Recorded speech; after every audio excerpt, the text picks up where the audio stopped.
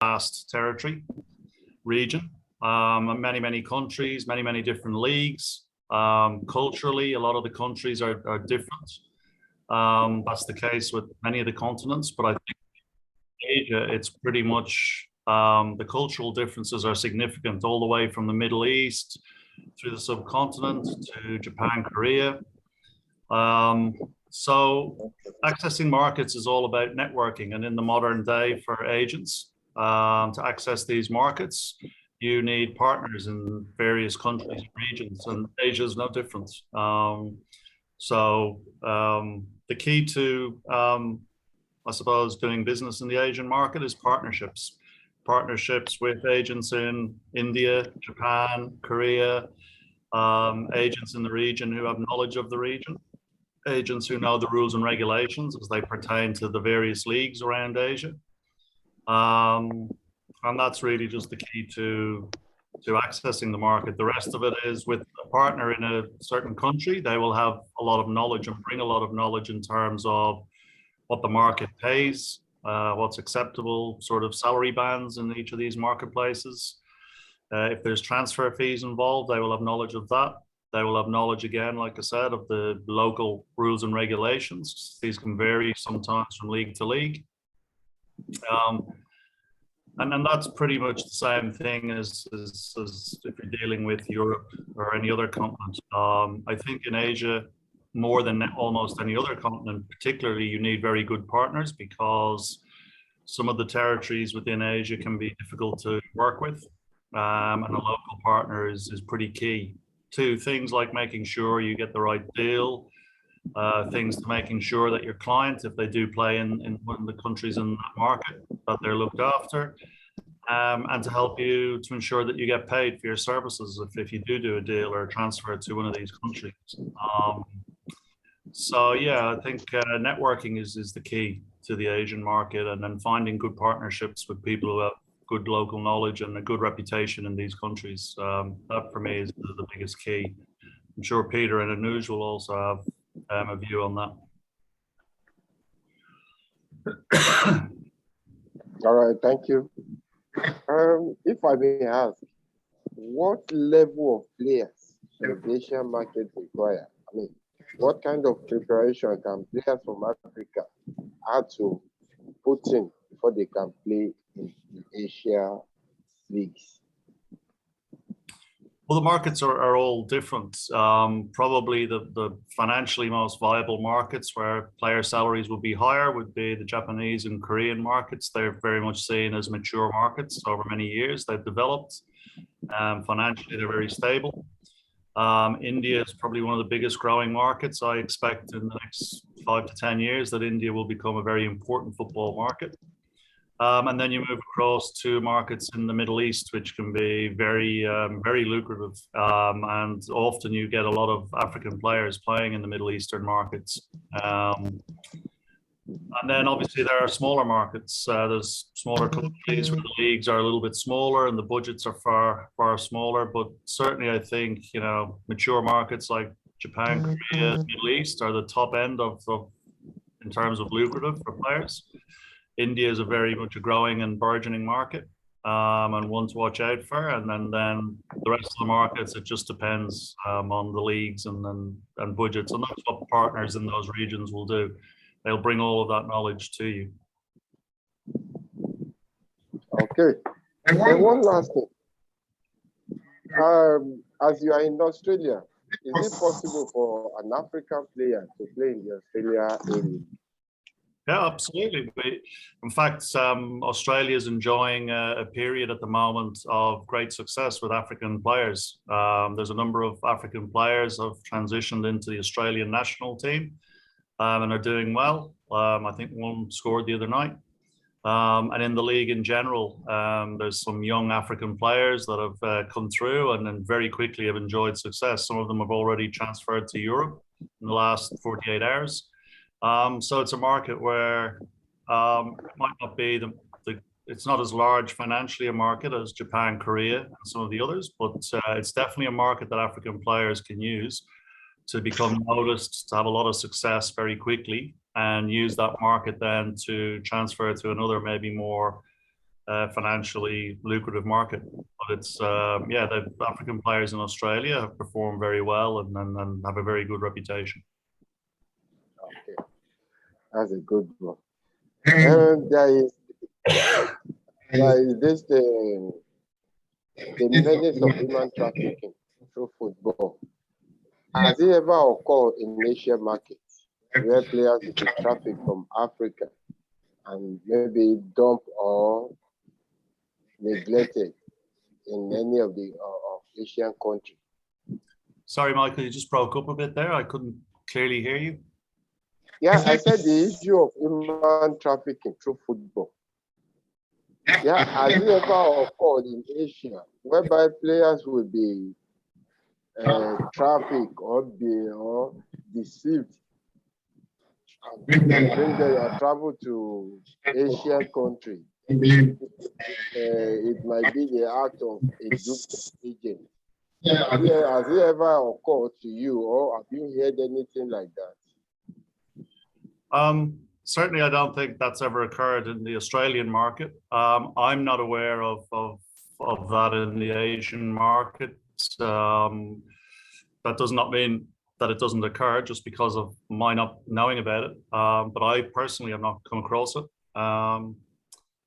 It's yeah, I can't say that I have knowledge of that, Michael, but certainly that doesn't occur into the Australian market. I would be very surprised if it was able to occur into markets such as Japan, Korea. I would imagine if that was to occur, that it would occur in smaller markets and sort of less, I suppose, policed markets or less regulated markets than the larger markets in Asia. The controls in a lot of the larger markets in Asia are quite precise and then improving all the time as AFC club licensing improves all the time. It makes it more difficult for that to occur. But obviously there are smaller markets that sometimes, you know, tend to be, shall we say, flexible with the laws and regulations. Okay. Let me open the floor for others if there is question, because Paddy will soon leave. He had another meeting now. So if you have a question, you can just raise your hand.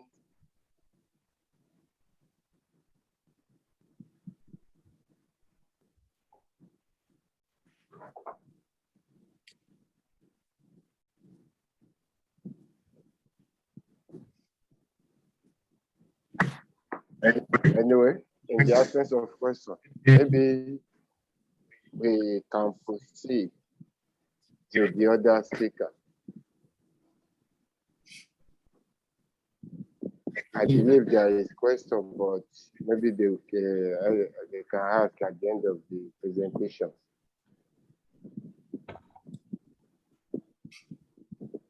Anuj. Yes. Good afternoon or good evening.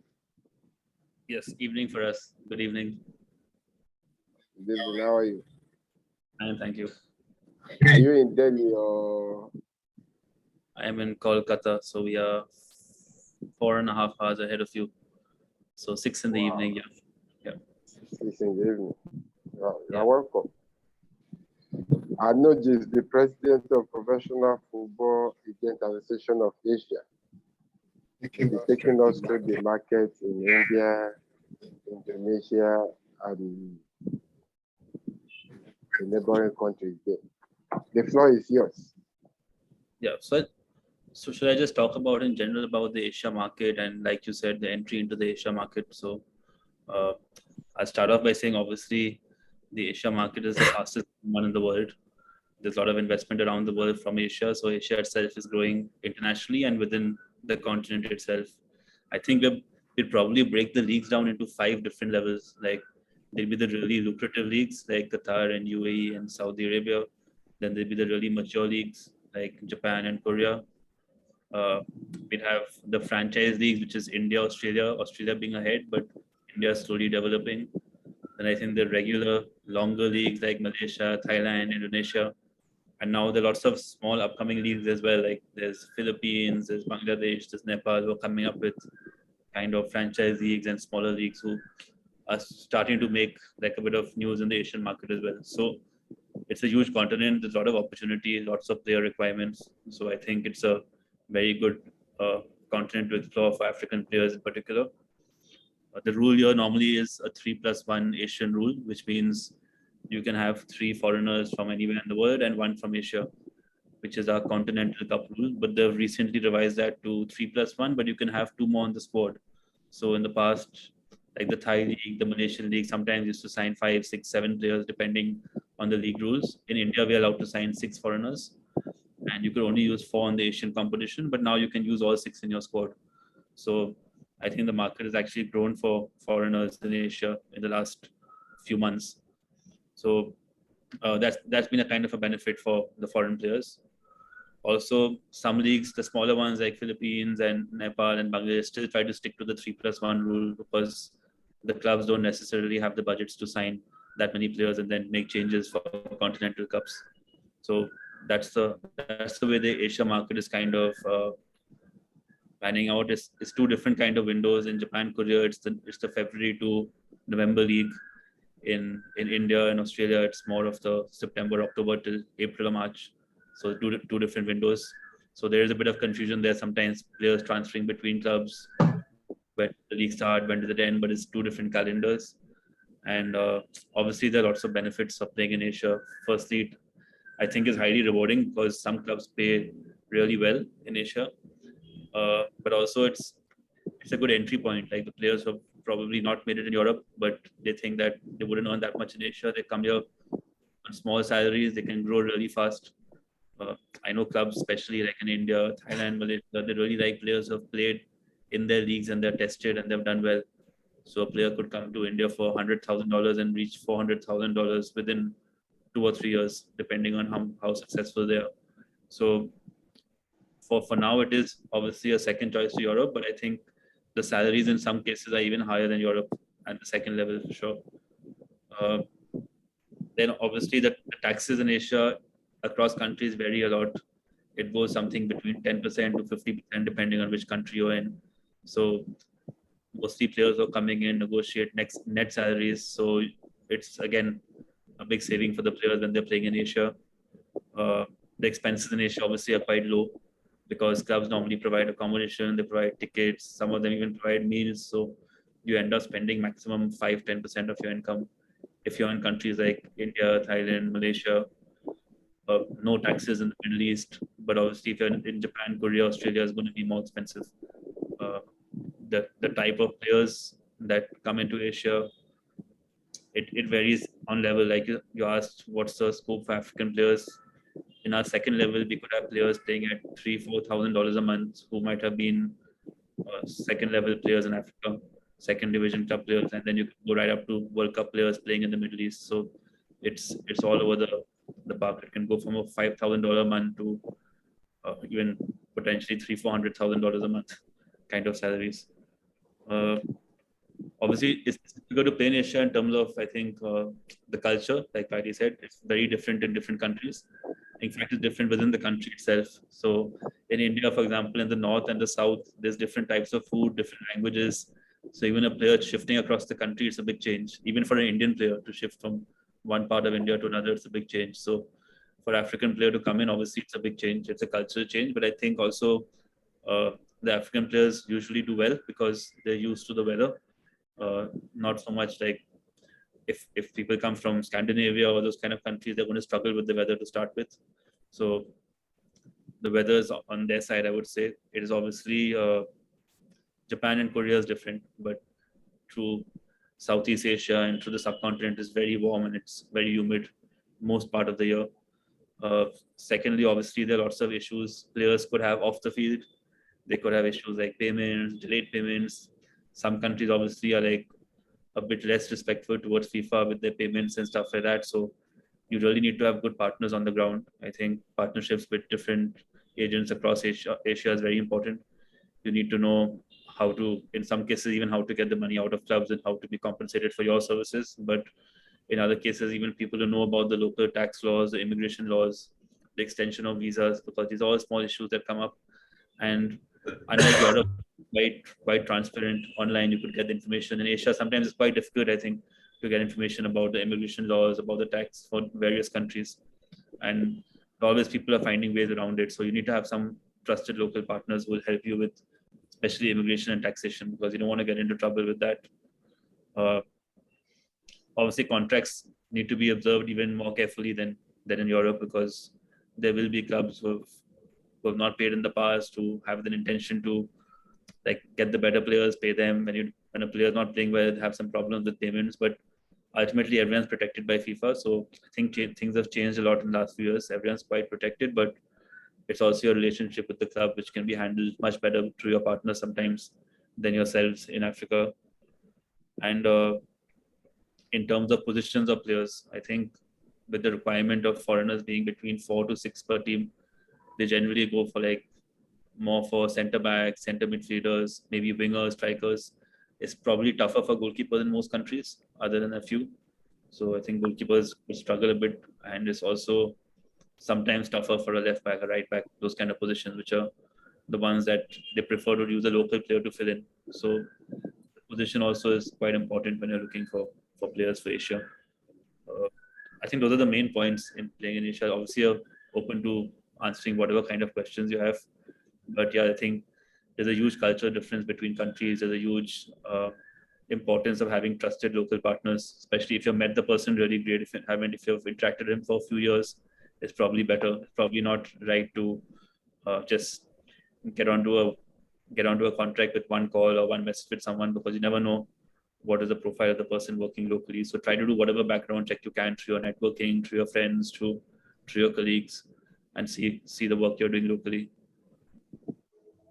I think that's it for my part. Okay, but if you have any questions, open to that. Okay, let me ask. The Asian market, how many countries come under that jurisdiction? The voice just broke there, sorry. I said, how many countries are under the jurisdiction of the Asian market? How many countries? Paddy would know, but I think 49 in Asia. 49? They'd easily be in the 40s. There's a lot of it. Well, it's the largest confederation in FIFA, Asia. And bear in mind that by 2030, half of the world's population will live in Asia. Sure. That's good. Okay, does anyone have questions? 47 members in Asia, pretty much as much as Africa. So yeah. 47. And we are 45 in Africa. Yeah. And I think now almost every one of the nations has some kind of a professional league or a semi-professional league. So even if you go to 45 or 46, you'll probably find a semi-professional league for 3-4 months in a year. So yeah, that's right. So Anuj, if you want to transfer a player from the shore of Africa to Asia, what qualities, what requirements are you looking for from that player? See, it'll vary. I think all kinds of players, it'll vary from country to country. But I can tell you in particular, for example, in India, we definitely look for one, because of the mentality of clubs. They like younger players. So they would say someone between 21 and 31. So if someone's crossing 32, 33, the mentality is that the player is older and he's gone past his prime. Not because of his fitness, but because I think the clubs are just not equipped for proper scouting and proper information. So I think the clubs out there will not count on medicals and information as much as they would on contacts and local partners. So the local partner will probably try to push more towards the 28-year-old than a 33-year-old, even if the 33-year-old was playing better. So I think age is one issue. The other obviously is the quality of the player, which that you can just see depending on your by scout and your references. But also I think in Asia, they like players who have played outside in the past. So if someone from Africa has played in Europe, that's a preference. If someone from Africa has played in another part of Asia, that's a preference. So if I think countries, it's easier to move from a smaller country in Asia to a bigger, or a bigger to a smaller, rather than straight from Africa to Asia. So I think that's one more step. Like in India in particular, I think African players have played in the UAE and played in Saudi Arabia, for example, then they would come at a later stage of their career into India. That's quite normal. But I think it will be the same if you go to a smaller league than India. If you go to a Nepal or a Bangladesh, it'd be a player who's played in India would go there. So it's like a transition in terms of quality. And then obviously the quality of the players are most important, and the position, like you said. So in India, requirements are generally center backs, center midfielders, strikers, wingers. But I think around Thailand, Malaysia, it will always be Singapore, China, it will always be strikers in particular to start off with, and then probably the person right in center of the field and the center back. Very rarely would we have goalkeepers playing from Africa and Asia, I think. Okay. Well, lastly, Michael, I'm sorry to interrupt you. I need to go. I have to catch a train to Manchester, so I'll have to make my apologies and leave. But thank you very much for having me on. I really appreciate you giving me a chance to come and speak to your members. Thank you so much, Paddy. You are the president of presidents. So we always Thank you. always need you. You're welcome.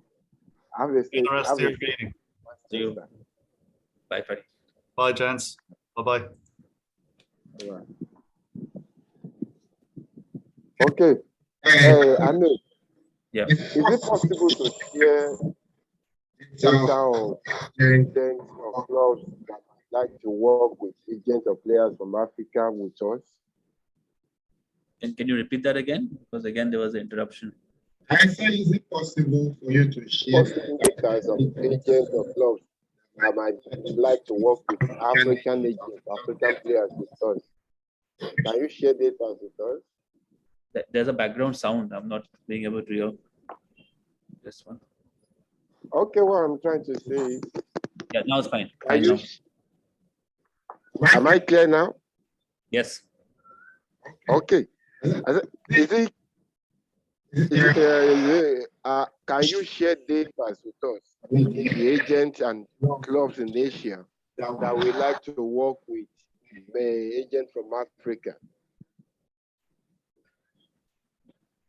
Can it broke up? But I think you're asking whether the clubs like to work from players from Africa and agents from Africa. Is that the question? Yes, agents that are close that want to work with African agents. Can you share the data with us? I can. Yeah, I think I can compile something and send it across to you. But basically, like within Asia, I would have people that we trust that we would do deals with in other countries. So I think you can start off on that basis that these people are trusted people in different countries. But obviously, everyone will have their own network. People will have their own contacts. But I think just do as much background work as you can on agents and partners in each country. Someone you've, like I said, if you've met them before, really good. If you know the deals they've done, that's really good. If it's someone who's not done a deal before, you've not met before, and is just making you offers or saying, come on a trial and we see, it's probably something you want to avoid doing.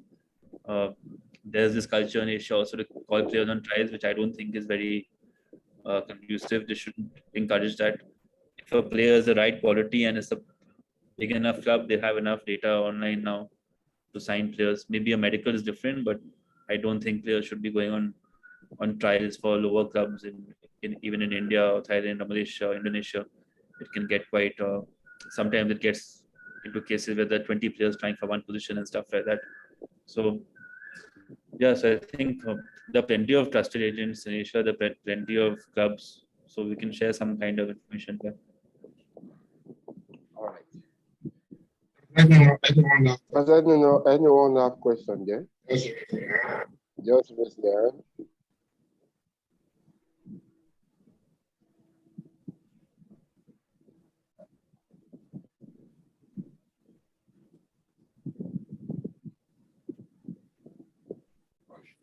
Okay, let's quickly move to the next speaker. He's the president of Oceania Football Agent Association, Paleologos. How is Oceania? Australia's good. It's very cold in Melbourne. It's nearly 11 p.m. in the evening. Good to see you, Michael, and I'm sure I'll see more of you in other activities. But just highlighting what Anuj said, and also Paddy, yes, and Anuj raised a good point, especially in the lower leagues in Asia, Thailand, Laos, Cambodia, Malaysia. A lot of times there's 20, 30, 40 trialists, a lot from Africa, lining up for 1, 2, 3 positions. And this is, you mentioned earlier, trafficking. It's not so much trafficking in Asia. Maybe there is sometimes in smaller countries, but it's too many people turning up on false expectation, trialing for 1 position or 2. And you know how trials go. 90% of the time, a player who trials does not get an offer because other trialists might not give the ball. They can't show. The conditions are difficult. You've only got 2 days. So this is a problem I've noticed for Asian players, especially in countries, Thailand, Malaysia, which I've dealt with, that too many African players turn up without proper information and knowing the expectations. So yeah, we just need to highlight that. Now, Anuj has spoken about Asia. I'll speak a little bit about Australia. Australia is unique because it's probably the only league that's a salary cap league like the MLS in America. I mean, our salary cap right now is about $2.5 million, although there are exceptions, and it's growing to 2.6 million. That's for between 18 to 23 player squad. We do have exemptions outside our cap. We can have 2 marquee players and we can have a designated player. So you probably know that Daniel Sturridge came to Australia recently, didn't perform. He was a designated player. His salary would have been 5 to 600,000 Australian dollars. The thing about Australia is that the contracts in Australia tend to be for 1 or 2 years, not too long. Our season a contract will start on the 1st of July to the 30th of June. In terms of foreign players, 5 per team, any passports. Players can be loaned, so that's not an issue. But the good thing about Australia is, unlike maybe other parts of Asia, is if a club goes bankrupt or doesn't pay, the players will get their money. Somehow the player will get paid because the laws are very strong here.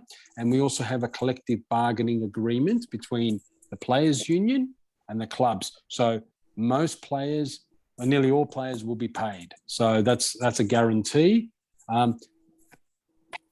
Against that is the taxes are very high here.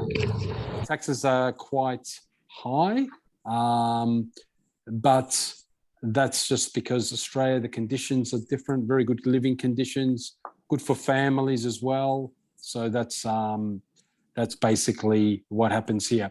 What I will say is there's also other protections in Australia. Players are insured for injury or income loss, which are good protections. And players get 25 days a year for leave. So if they get a 2-year contract, they want to go back to Africa or Asia or their own country, they can do that. Now, from the agent side, Anuj and Paddy mentioned partners. The same things applies in Australia.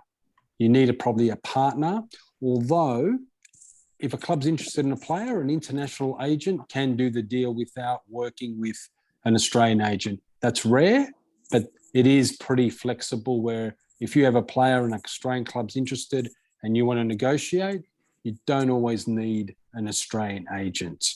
The difference here is, unlike other parts of Asia where Malaysia, maybe Thailand, maybe India, you will be paid by the club. There might be a commission, 50,000, 30,000. In Australia, the agent's commission is paid by the player. So because we have a salary cap, and the salary cap includes agent fees. So that means that's one disadvantage with a lot of foreign players, that they have to pay the agent out of their salary, and rarely does the club pay an extra amount to the agent. Very important in Australia is you must control the player. And what I mean by that is that you must be the only agent. And maybe if you use an Australian agent, that's it. If there's too many agents involved, it doesn't work because there's not enough commission. And secondly, with too many agents involved, it makes things very messy because everyone wants their piece of commission and is it a good deal or whatever. So very important, only one agent involved and maybe an Australian partner in that. Too many agents, and this would apply to other countries as well, wrecks the deal.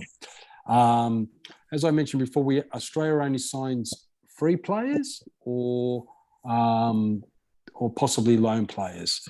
The average salary for a foreign player, 160,000 Australian dollars, maybe 200,000.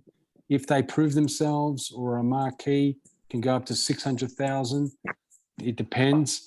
160,000 Australian dollars is about 120,000 US dollars, 125.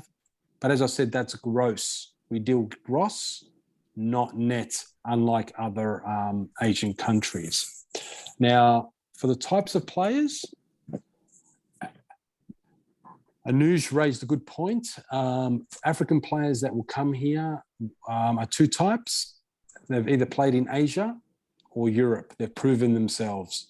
You will not get a player from Hearts of Oak, from Raja Casablanca to come straight to Australia. That won't happen. The big clubs or Amazulu or Kaiser Chiefs, very rare. They will have to come through Asian club or European club. Now, the other option is younger players. If they come here for university or migrate as a family, and Paddy mentioned that a lot of young African players are doing very well in Australia, but they're the ones that migrated here. And I'll go through some examples of those. But yeah, we've had a lot of players migrate here. I mean, if I look at African Australian players, we had a 15-year-old and an 18-year-old play against Barcelona. Barcelona came here 2 weeks ago. We had an Australian all-star team. We had Burundian-born Irakunda, and we had Cook from Sudan, Kual, and they performed very fantastic against Barcelona, very young players. But we've had players here with backgrounds from Botswana, Burundi, Congo, Ghana, Ivory Coast, Kenya, Liberia, Nigeria, South Africa, South Sudan, Uganda, Zimbabwe. So players from backgrounds have done well here. Now, I'll just go back to the types of players. In terms of Australia, you have to be athletic because our conditions, although we play in summer, in some cities it could be colder, in some cities be warmer, but players have to be athletic. It's a very fast game in Australia. A lot of transition, up, down, attacking. Players who can run all day, which suits a lot of the African athletes, type players, but also have got a technical and can make a difference. As I said before, Australia's got very good living conditions. The other thing with Australia and India now is if you play in Australia and you do well, other Asian countries from the Middle East or clubs or even India or China, well, China's gone down a bit, but Japan, Korea, it's a shop window. If you do well in the A-League, which is a tough league, you will be able to get a contract, as have players before in other Asian markets who offer more money, less tax, and a good contract. So it's a very good showcase, the A-League, and a lot of other Asian clubs look at the A-League. But the key is, and this would apply in all Asian markets, the foreign players have to perform. If they don't perform, they'll just have that year of contract. If they perform and they start off with, say, 150,000, 200,000 deal, they perform, they can go up to $500,000 if they're the game changer, if they make the difference, if they have the marketability. So that's very important. In terms of opportunities, Australia is interesting because, as I think I mentioned, it's very hard to get someone from Africa straight to Australia. It has to be through one of the other markets. But you never know. There's always if there's a player that's really young and talented, a team may invest in that. And the other thing is we're going to have a second division soon, which will mean that younger players may get the opportunity. And the second division, a lot of the clubs are going to be aiming to be selling clubs. So there could be a possibility down the track where young African or even Asian talent can come here at a younger age, and the clubs can develop and try to sell those players. Because as Paddy said, a lot of African players, we have 35 in the A-League, and most of them grew up in Australia, are doing very, very well. And 2 just got transferred to France a day ago to Reims. So Touré and I think another player. So it is a great market, but it's a difficult market straight out of Africa, to be honest. But, you know, that's where I think also for the African players, and I know you don't have anyone from America here, but looking at the MLS, looking at the USL, looking at those leagues is a paramount as an entry point for a lot of African players too. So keep your mind on that. But that's basically a summary about Australia and New Zealand. There's opportunities, but it's difficult for somebody who hasn't played in the European or Asian club leagues. Wow. Any questions? Does anyone have questions?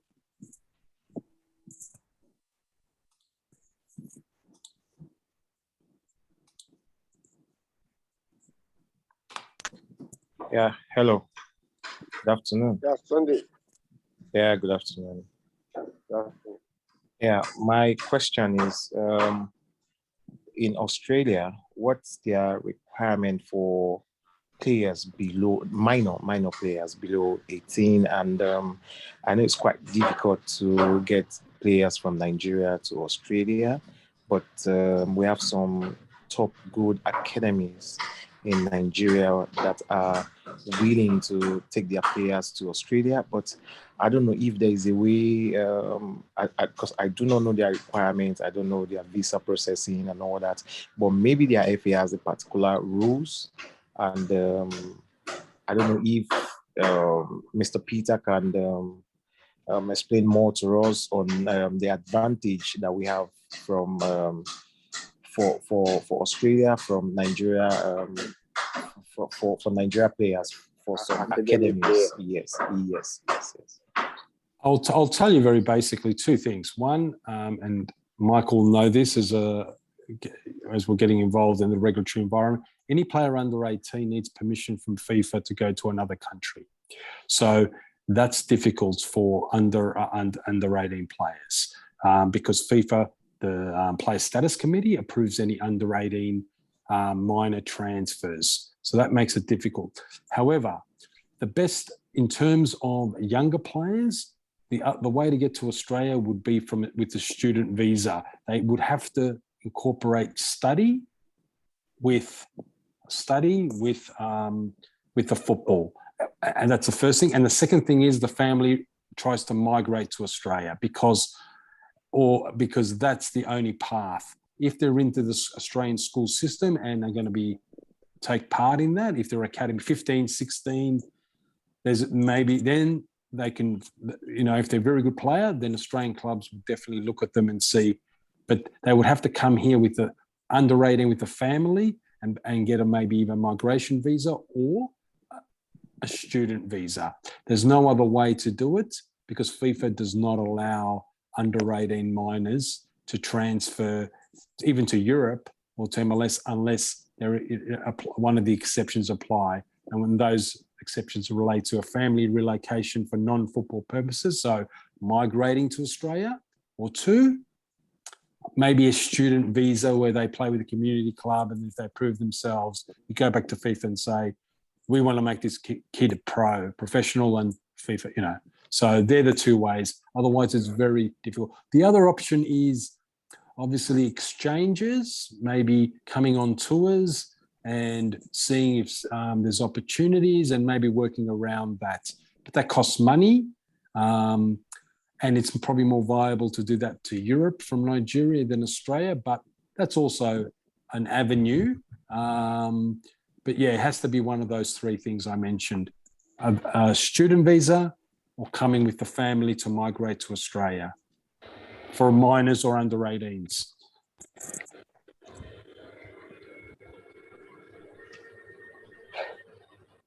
Yeah, question from me. What is the highest level that a player you think from a non-Australian player who's come to Australia and has gone on to move to? Like, they've been players from another country to Australia and then to Premier League or La Liga or something like that? If I can put it into the African perspective, there was a 16-year-old, I think Yaboa, his name is, a Ghanaian, who came here. He was scouted by an Australian agent. They took him to Melbourne Victory. He developed as a player and then made a good career in Portugal. But most players, foreign players that come here a bit older when they're European, they're on the wane. But as Paddy said, it's really, Australia's a migrant country. So we've got a lot of young African players who are doing very well. Even players from Sri Lanka and Indian background have done very well, but they're growing up here. Came here 10, 12, 14. In terms of foreign players, we had a Polish player, a good striker, came here, then went to Japan. Another one went to Korea. Another one went to Saudi and UAE. So Australia's a launching pad for that. But yeah, there's opportunities if you do well in Australia, because not just the Asians, but even the Europeans are looking at Australia, because Australia is unique in the sense of, yes, we're part of Asia, but then we've got a lot of sort of European, now African type players. It's a very mixed market. It's like I would say Brazil was, Yeah. Brazil's a very mixed market. So yeah, that's the current situation here. Thank you. Okay, any other question?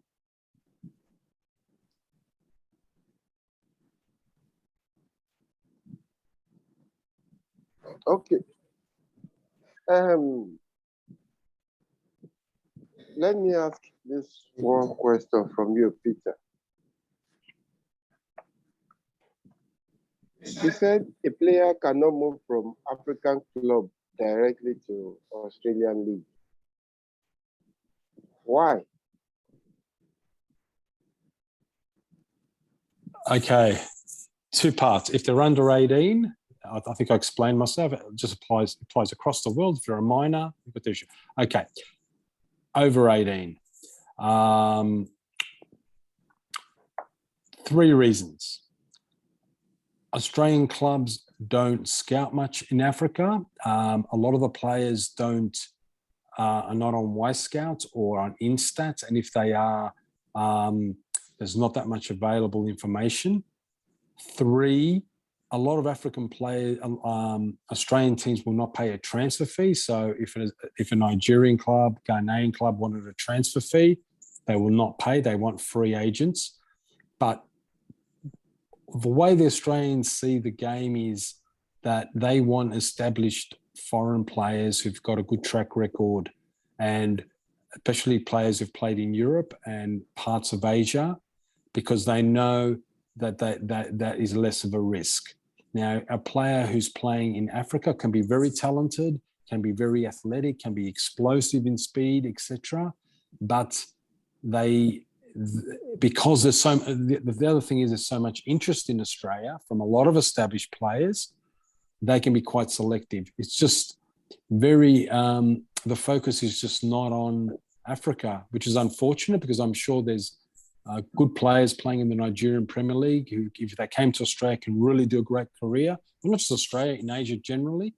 But it's a little bit of a snobbery, I would say, that we want established European professionals, whatever background they are, or Asian professionals, whatever background they are. It's just, it's a cultural thing as well, Michael. But this may change, because I think I mentioned before that African players who grew up here are doing very well. So that prototype or template of player is doing very well in Australia.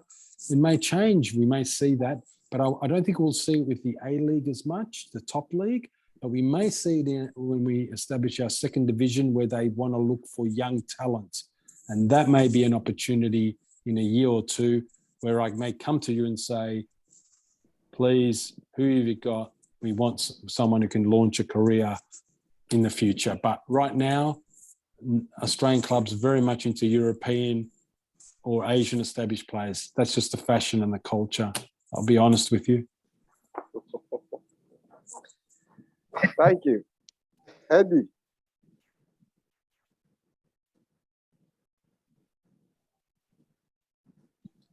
Michael, I think that I'd also, from India's point of view, a lot of the coaches are also mainly from Europe in India. So there's Spain, Portuguese, and sometimes South American.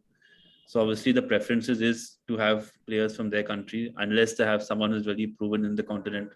So a Spanish coach will be happy to sign a African player who's played in Spain or Portugal or has done really well in Asia, but he'll almost take no risk with the African player who's coming out of Nigeria, Cameroon from the league, because even if there's a 5% risk for the coach, it becomes, I think, a big decision for them.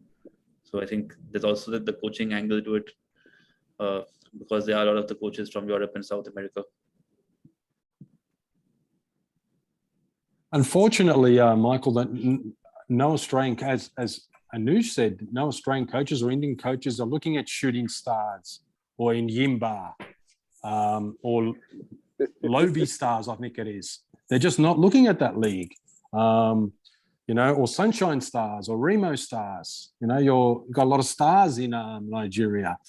They're just not looking at that Nigerian professional football league, which is or the Ghanaian league or Zambian league, Ivory Coast league. It's that's just unfortunate. It's just difficult. So that's the situation. Right. Eddie, what is this?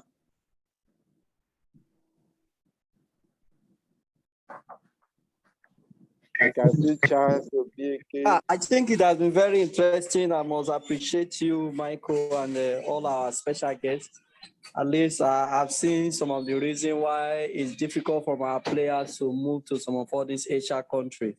I think just like the last speaker said, very soon we hope that the narrative will change and they will see how they can look at the qualities of exceptional players that we have in Nigeria and other African leagues. Because we must say it's over time, our football have actually developed and to the high standard, talking about some players from Africa origin. We're already on the top tier, talking about Mane, Musala, and the rest. We're already on the top tier. So it's very important some of these clubs just take a second thought and maybe begin to look at our leagues. And also talking about data on WeScout and Instat. It's true, most of our players, they don't have their data online. So it makes it very difficult for this information to be getting easily by these clubs. So, but let's hope that with time, with a lot of awareness and more of enlightenment, we'll have some of all these things just working out. Thank you once again for this platform. Thank you. If I can say this, and Michael and Eddie, I know you're both doing the course as well. The key is this, and this is the issue for Asian agents, and I don't know if Anuj would agree with this, for Australian agents and for African agents. As your players go to Europe, the European agents control the deals, control the players. Until we, Asian agents, from Arabia or India, etc., from Japan, from Nigeria, from Australia, we control the players because Eddie mentioned the best players are coming out of Africa right now, ahead of even Brazil in some ways. But who are the agents who've got control of them? It's the European agents. Now, Michael, if you become, down the track, someone who controls a lot of good Nigerian players, for instance, you will dictate then that you've got 2, 3, 4 good, very good top of the range players. And then younger players that you push, clubs will listen and say, okay, we might give an opportunity to your younger players that haven't been seen. Because as Anuj mentioned a very good point earlier, he said that it's about partnership, it's about whether the club trusts you, etc. So I would say for African agents, do your best to try to hold on to some powerful players in Europe, and then you will be able to dictate terms for the younger players, because if they know you are controlling Mane, these type of players, Salah, etc. Example I'm giving you, or even less than that. It can be 5, 6 players in the French league, or it doesn't matter. If you're controlling those players, then the younger players you push, the ones that need opportunities, from shooting stars, a Yimbe, Hearts of Oak, doesn't matter, Asante Katoku, whatever, you will get them opportunities as well, because it's also the power of the agent. Let's be frank, because you've proven yourself. You hold 4 or 5 big players, but then you want to push the younger players, and that's the goal for all of us. And that plays in Australia, that'll play in Asia, they'll play in America, because that's another way of getting those opportunities for the younger players, as well as getting the better data, getting better statistics, getting all the other things. So I just want to put that in, because I think we forget that sometimes we are disadvantaged because we're not because we're not European, but because we're not in those spheres of influence. And that is harder for you African Football Agent Association members, who know the African players are some of the best in the world, and there's a pipeline, but it's a lot of times the European agents get the benefits of the better players to open the doors. That's what I want to highlight. Thank you. Anybody else?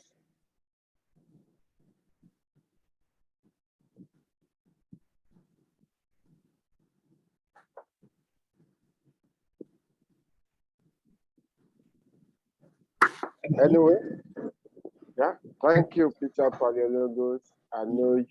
I must appreciate you guys for your time.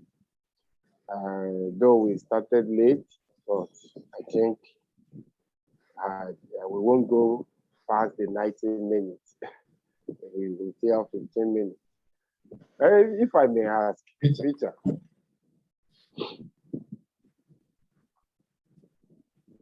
there is this problem the African agents are facing in Europe. All our best players, the best leg in Africa, they have been managed by European agents. What do you think is the problem?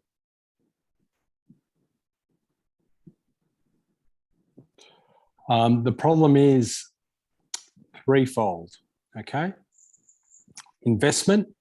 You don't have, unfortunately, because the turnover is low in Africa or even in Asia, and the turnover in terms of the commissions and that are not strong enough to develop enough investment to, for example, to open an office in Europe.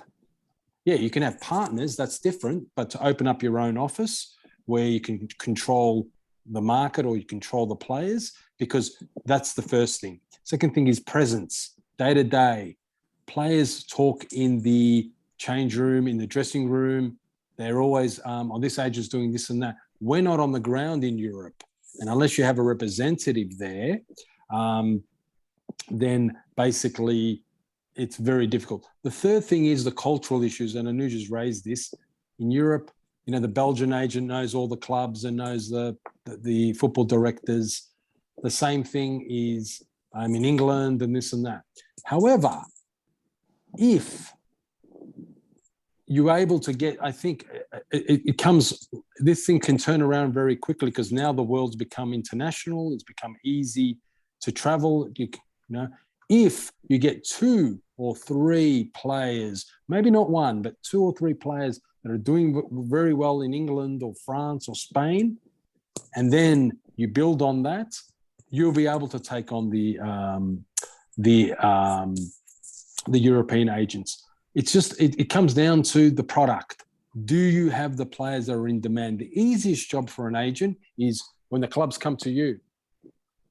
And that's the thing. But I always say that it's difficult, because when we do send players to Europe and we're not on the ground, the European agents are in their ear, the French agents, the Belgium, the England. It's very hard to control the players. And the other thing is also, generationally, the players are different now than they were before. They want you, bring me the deal, Before, there was, I think 10, 20 years ago, players were a little bit more loyal. But now, because there's so much social media, so much people in their ears, so many agents, it is quite difficult. But the other thing I would say is you need to distinguish yourself as well. If you get a track record, if you deliver deals, if you deliver good service, and players will come back to you. But it's a very difficult market. We're dealing in a cutthroat industry. And we have a disadvantage. We're not based in Europe. And until you or one of your partners or one of your people from your office goes to Europe and controls the 2-3 good players, we're always going to lose them. I mean, I don't know what Anuj thinks, but it's very difficult for us in a lot of ways. Thank you. Anuj, you want to say something? Just very similar to what Peter said, is completely correct. Unless you have an office or you have presence in Europe, unless you hold your players, it's going to be very difficult with that market. Like for Indians, we just have like one male and one female footballer who play in Europe. So because I know them from a young age, they're with me. But if I didn't know that, or if there was a foreigner coming to India who has signed here and then he had a chance to move to Europe, he would just be taken by another agent there because he has greater influence. So that is the way it is.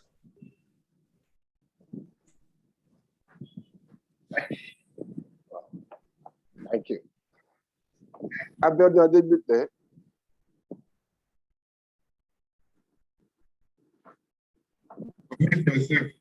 unmute yourself.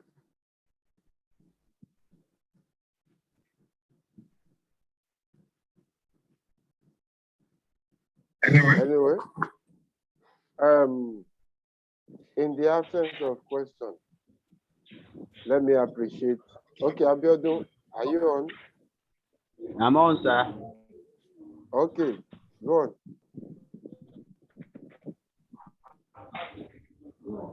No, I don't have any question. I'm just with you, so I'm enjoying the meeting, all the talk, so it's good. I really appreciate this.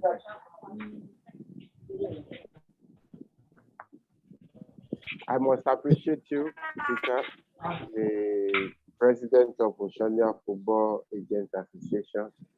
Hopefully, we will meet before the FIFA program in Zurich. I've been up. There'll be a special meeting this year in Zurich, maybe, or maybe during the African Agent Conference. So maybe we will bring it. We are bringing you to Africa. When is the African Agents Conference? That will be before the World Cup. Our end of Okay, that's what you need to do. That's the other. I mentioned to you this the last time I was on your thing. You need to build a conference where you invite clubs, agents into Africa. It could be in Lagos, could be Yaoundé, could be anywhere, and you bring the people to you and you say, this is the first Asian, because Africa's on the up. You have the best players. You have the best energy. You have the best enthusiasm. You have the future. You have the demographics. But what you need to do is corporatize, commercialize it, and you need a conference to say, this is the Asian Football Agents Conference. Clubs, agents, scouts, come to us. I mean, I know in Denmark, they run Denmark has a Danish football conference. It's not bad, but I think if you push an African football conference for agents and bring in clubs, bring in, good representatives, it will be very highly beneficial for all your members and your profile and the chance to really take it up a level. Thank you. We will work towards it, and it's something we can achieve. And I want to, let me say, I don't want to promise, but I believe it's something we can achieve, and we will try it and achieve it this year. African Football Agent Conference.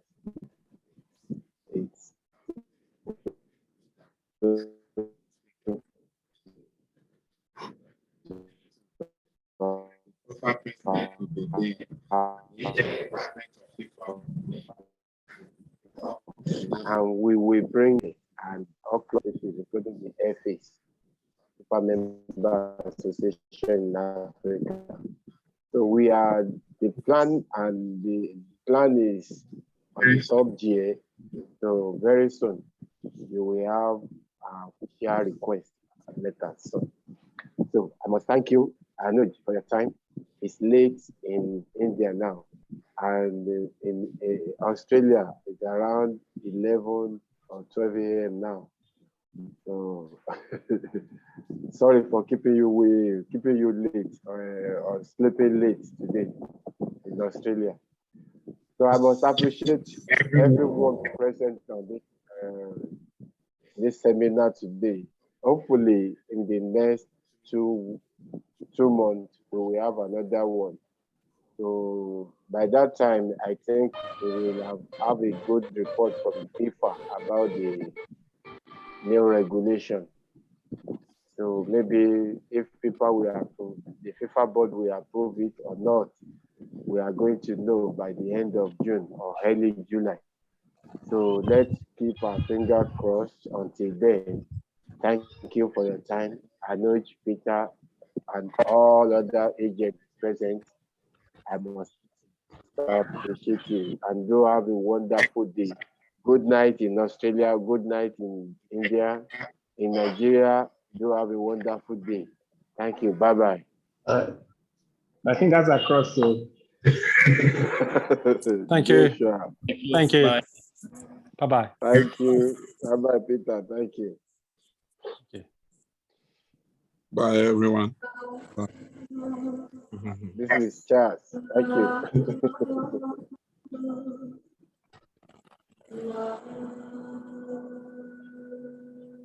What is this?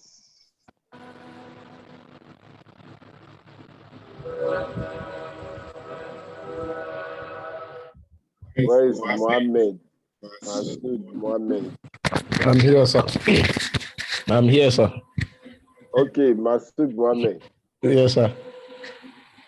How are you? We are fine, sir. We are very grateful, sir, for your effort, sir.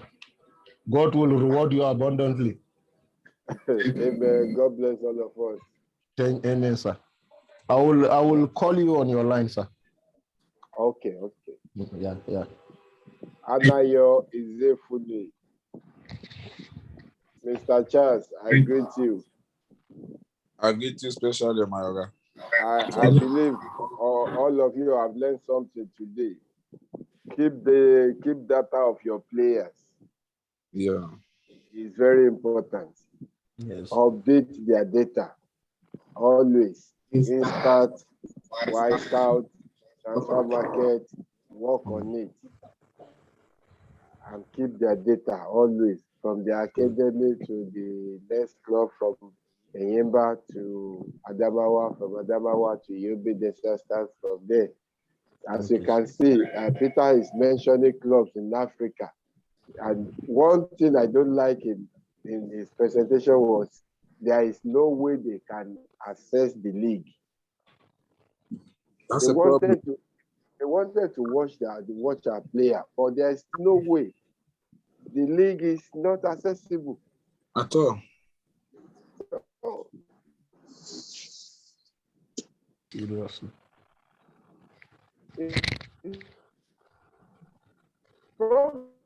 Yeah. We have future players, future stars in Africa. They want to see them playing, but no access. Nigerian League not on TV. Ghana League not on TV. Most West African League not on TV. Seriously. You could only see the North African and maybe South African. South Africa. That's all. Yeah. Even Kenya League, they're on TV. Nigeria, yeah. Kenya, Yes. Ethiopia, Zambia, South Africa, Zambian League too. they are on DSTV. If Ethiopian League can be on DSTV, what happened to MPFL?